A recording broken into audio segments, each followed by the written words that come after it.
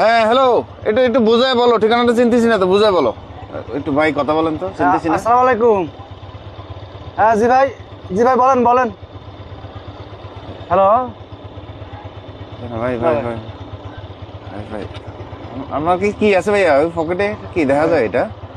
এটা কি দেখি? টাকা আছে ভাই কয়টা? দেখি, দেন তো এগুলি। আমার কাছে দেন, আমার কাছে দেন। ওরে বাবা রে, এত ঠিক। আর কি আছে? মোবাইল আছে ভাই। দেন তো। আর কিছু আছে? মানি ব্যাগ আছে ভাই। হ্যাঁ, আর আর না আর কিছু নাই ভাই।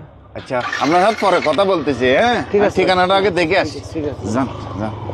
দেখুন, কোনো মানুষকে যখন টার্গেট করেছি যে তার কাছে অনেক টাকা আছে, এটা কাজ করতে পারবো, দেখেন অনেক টাকা, মোবাইল, মানি ব্যাগ, তখন তাকে শুধু কৌশলে ধরিয়ে দিয়েছে যে এই ফোনে কথা বলেন, ঠিকানাটা চিনতেছি না।